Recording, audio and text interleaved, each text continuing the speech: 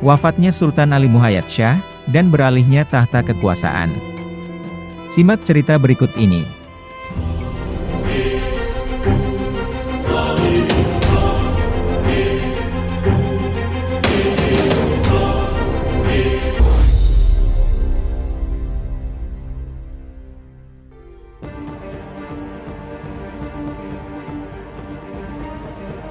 Sejak Sultan Ali Muhayyad Shah tutup usia, pemerintahan beralih ke putranya yang bergelar Sultan Salahuddin.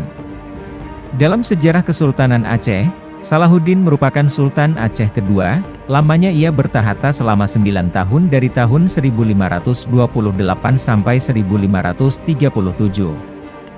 Ia merupakan anak tertua dari Sultan Ali Muhayyad Shah.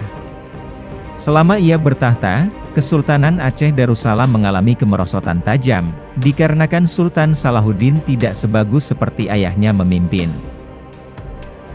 Pada pemerintahannya tercatat kegagalan dalam penyerangan Portugis di negeri Malaka pada tahun 1537. Pada tahun 1537 Sultan Salahuddin tahtanya digantikan oleh adiknya yang bernama Sultan Alauddin Riayat Shah Al-Kahar.